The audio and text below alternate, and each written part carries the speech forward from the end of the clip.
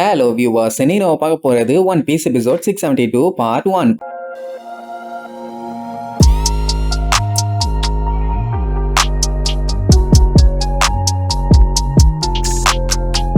Open பண்ணா போன பாட்டுல அந்த சுகரை சின்ன பொண்ணு சப்ப பீஸ் ஈஸியா பொழந்து கட்டிடலான்னு பார்த்தா அவ அட்டாக் பண்ண வந்த எல்லாத்தையுமே பொம்மையா மாத்தி அவங்க ஆளுகளுக்கு எதிராவே திருப்பி விட்டுட்டான். சோ இப்ப அவங்கள சமாளிக்கிறதுக்குள்ள அவங்க படாத பாடு விட்டுட்டு இருப்பாங்க. அதே நேரம் வெளியில இருக்க அந்த கூறுகிட்ட ட்ரபோல் என்ன பண்ணிட்டான், அந்த சுகர் புள்ளைக்கு ஆபத்துன்னு தெரிஞ்ச உடனே அங்க வாத்து மாதிரி அழகா நின்றுட்டு இருந்த அந்த கப்பலை தூக்கி இவங்களோட டவர் டேமேஜ் ஆகுமேன்னு ஒரு குருவி சைஸ் மூலையில கூட யோசிக்காம தூக்கி ஒரே அடியா அடிச்சு அந்த இடத்தையே செதைச்சிட்டான். சுகர்லாம் பார்த்துட்டு ஐயோ என்னாச்சு ஏதாச்சுன்னு பதறுவா.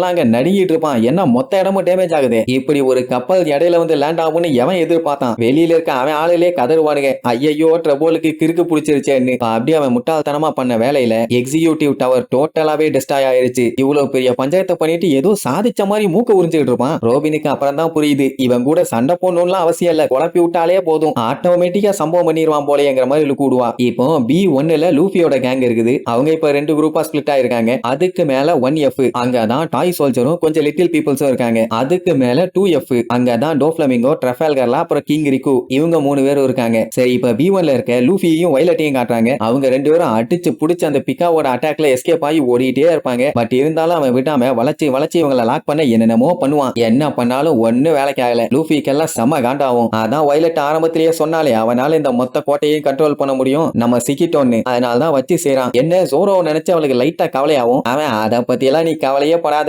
அந்த பிக்காவுக்கு என்ன ஒண்ணு கவலைப்படு, என்ன அவன் பிச்சு பிச்சு போட்டு வந்துருவான், எவன் வந்தாலும் அவனை ஸ்டாப் பண்ண முடியாதுன்னு சொல்லிட்டு அவன் வாட்டுக்கு போற வழியில உருவாகிற ஸ்டோன்ஸ் எல்லாத்தையுமே உடச்சு தள்ளிட்டு போய்கிட்டே இருப்பான். இங்க ஜோரோ என்னதான் வெட்டுன்னு வெட்டினாலும் அந்த பிக்கா மறுபடியும் ஸ்டோன்ஸை உருவாக்கி அவனை அட்டாக் பண்ணிக்கிட்டே தான் இருக்குது. அது எவ்வளவு உருவாக்குனாலும் நம்ம ஜோரோ அது எல்லாத்தையுமே பொழந்து கட்டிடுறான். சோ இப்ப இவங்க 2 பேத்துக்குமே பயங்கரமான சண்டை முடிக்கிட்டு இருக்குது. இப்படி இவங்க சண்டையை காட்டினா குலோசேத்துல என்ன ஆச்சுன்னு பார்க்க வேண்டாம். அங்க இருக்கிற மக்கள் எல்லாருமே சந்தோஷத்துல துள்ளி குதிச்சிட்டு இருப்பாங்க. என்ன சண்டை பயங்கரமா சூடு பிடிக்குது. இந்த ரெபேக்கா என்ன பண்ணுவா, யாரையாச்சும் போட்டு தள்ளலாம் மட்டும்தான் இந்த போட்டியில ஜெயிக்க முடியும்னு சொல்லி ஆள் சூஸ் பண்ணியிருக்கிறத பாத்தீங்களா, டியமண்டே. அவனை போய் அட்டாக் பண்றேன்ட்டு அவன் கால்ல ஓங்கி ஒரே வெட்டு. எல்லாருமே ஒரு செகண்ட் பார்த்துட்டு ஷாக் ஆயிருவாங்க, டியமண்டேவையே போய் அட்டாக் பண்றாளான்னு. ஆனா அவ வெட்டியுமே அவனுக்கு ஒண்ணு அகல முக்குன்னு முக்கி பாப்பா, ஒன்னும் யூஸ் இல்ல. இது வரைக்கும் அவன் எந்த ஒரு அட்டாக்குமே பண்ணாதவ இப்பதானே முதல் டைம் அட்டாக் பண்ணியிருக்கா. அதுவே எல்லாத்துக்கும் பயங்கரமான ஷாக்கு. அவன் என்னடானா கிண்டல் பண்ணுவான், என்னமா கண்ணு காத்தியா வரும்போது தீட்டிட்டு வர மாட்டேன், மொன்ன பிளேடா வச்சிருக்க போல பாரு, என் கால்ல எந்த ஸ்கிராட்சுமே ஆகலாமா. அது மட்டும் இல்லாம உன்னால யாரையுமே வெட்ட முடியலன்னா அதுக்கப்புறம் உன்னோட பாடியில இருக்க ரத்தத்தை தான் வெட்டி வெளியில எடுப்பாங்க. சரி ஓகே,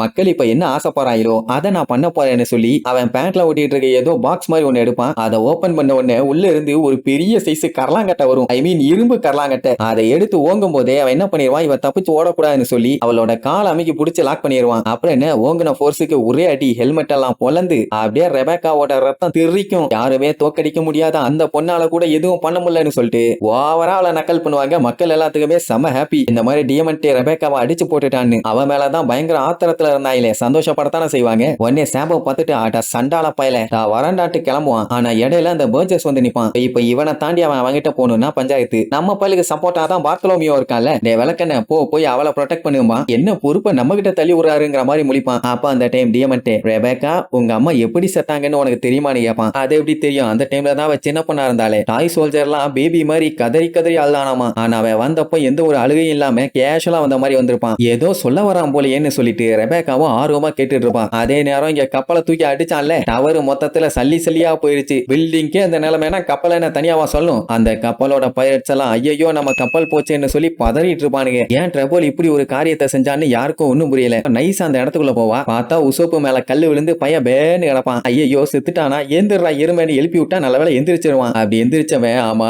என்ன ஆச்சு, ஒரு பெரிய வாத்து ஒண்ணு பில்டிங்குள்ள பூந்த மாதிரி இருந்துச்சு. அதுக்கு அடுத்த செகண்ட் மண்டையில ஒரு கல்லு விழுந்துச்சு. அப்புறம் என்ன ஆச்சுன்னே தெரியலாமா. அதெல்லாம் அப்புறம் சொல்றேன். இப்ப நம்ம பெரிய பிரச்சனையில மாட்டிட்டோம். லியோவும் மத்தவங்களும் தொக்கா மாட்டிட்டாங்க. நம்ம சேஃபான ஒரு இடத்துக்கு போகணும்பா. எது மாட்டிட்டாங்களான்னு பார்த்தா அந்த சுகர் கையால மாட்டல, ட்ரபோல் கையில மாட்டிட்டாங்க. எல்லாம் அப்படியே கம்முல மாட்டின மாதிரி மாட்டிட்டு இருக்காங்க. எவ்வளவோ ட்ரை பண்ணி அசைய கூட முடியல. அப்ப அந்த டைம் சுகர் இவங்க எல்லாத்தையுமே கொல்ல சொல்லுவா. ஆனா ட்ரபோல் மாட்டேன்பா. ஏன்னா அவனுக்கு இவங்களை யார் இங்க கூப்பிட்டு வந்தா என்ன ஏதுன்னு தெரிஞ்சுக்கணும். அதனால லியோ கிட்ட நைஸா கேட்டு பாப்பா, அவன் நான் சொல்லவே மாட்டேன்னிருவான். இத உசோப்பு பார்த்துட்டு சொல்லவே சொல்லவே சொல்லிராத, நாங்க இங்க இல்லவே இல்லன்னு சொல்லிட்டு வாரோபின் இங்க இருந்து எஸ்கேப் ஆயிடலாமா. எவ்வளவு அடிச்சாலும் அவங்க சொல்ல மாட்டாங்கன்னு தெரிஞ்ச உடனே அந்த ட்ரபுள் என்ன தெரியுமா பண்ணுவான், ஒருவேளை நீங்க கூப்பிட்டு வந்த ஆளு என்னோட ஃப்ரெண்டா இருக்க கூட வாய்ப்பு இருக்குது, அவன் பேரு கூட என்னமோ வருமேன்னு சொல்லிட்டு எடுப்பான். உடனே இந்த லியோ லூசு பையன் அவன் பேரு உசோலாண்டன் ஏறுவான். போச்சா உளறிட்டானா, அங்க அவனுக்கு அள்ளு விடும். அதுக்கப்புறம் ட்ரபுள், டே முட்டா பையல, அவன் ஒண்ணு என் ஃப்ரெண்ட் இல்ல, நான் உன்னை அலேக்கா ஏமாத்தி எப்படி பேரை வர வச்சேன் பாத்தியாமா. உடனே சுகர் கன்ஃபார்ம் பண்ணுவான், அந்த ஒத்த கால வச்சுக்கிட்டு சுத்துறானே அவன் தான் உங்களுக்கு ஹெல்ப் பண்றானான்னு. உடனே அந்த முட்டா பையன், இல்ல நான் சொல்லவே மாட்டேன், அவர் என் அசோசியேட்னு நான் உங்ககிட்ட சொன்னேன்னா அதுக்கப்புறம் அவருக்கு தான் பஞ்சாயத்துமா. இதுக்கப்புறம் அவன் சொன்னா என்ன சொல்லாட்டி என்ன, அவன் கொஞ்சம் கொஞ்சமா லிங்க் பண்ணி எல்லாத்தையுமே கண்டுபிடிக்க ட்ரை பண்ணுவான். லியோ உடனே, நீங்க என்னதான் பண்ணாலும் உங்களால எதுவுமே பண்ண முடியாது, எல்லாருமே காலியாக போறீங்க, இன்னைக்கு என்ன ஆனாலும் சரி எங்களோட ஆபரேஷனை நாங்க கைவிடுறதா இல்ல, கண்டிப்பா உங்களை ஜெயிச்சே தீர்வோம், அது மட்டும் இல்லாம எங்க ஃப்ரெண்ட்ஸை எப்படியாச்சும் காப்பாத்திடுவோம்னு சொல்லி தொண்டையிலேயே கத்தி அவன் ஆளுக எல்லாத்தையுமே வெறியேத்தி விட்டுட்டு இருப்பான். அதை பார்க்கும்போது அவங்க ஆளுகளுக்கு தான் பில்டப்பா இருக்கும். ஆனா சுகருக்கும் ட்ரபுளுக்கும் ஏதோ புலம்பிட்டு இருக்கான். சரி நான் ஒன்னே ஒண்ணு மட்டும் சொல்லிக்கிறேன், கேர்ஃபுல்லா இருங்க, ஒட்டிட்டு இருக்கீங்களே கம்மு மாதிரி, அது மட்டும் தீ பிடிச்சதுன்னா நல்லா குபு குபு குபு குபுன்னு எரியும், நான் வேணா அதை கொளுத்திட்டுமான்னு சொல்லி உடனே லைட் ஆன் பண்ணி தூக்கி வீசிடுவான். சரி சும்மா தான் சொல்றான், எதுவும் ஆகாதுன்னு பார்த்தா பட்டால்னு வெடிச்சு பயங்கரமா எரிய ஆரம்பிச்சிடும். உடனே சுத்தி இருக்கவங்க எல்லாம் அப்படியே மிரண்டு போய் பார்த்துட்டு இருப்பாங்க, என்ன இப்படி ஆயிருச்சுன்னு. அந்த டைம் முசோப்பும் ரோபினும் எப்படியாச்சும் எல்லாத்தையும் காப்பாத்தணும்னு அப்படியே எல்லாத்தையும் தேடி பார்ப்பாங்க. அத்தனை பேரும் பேன்னு கிடப்பாங்க.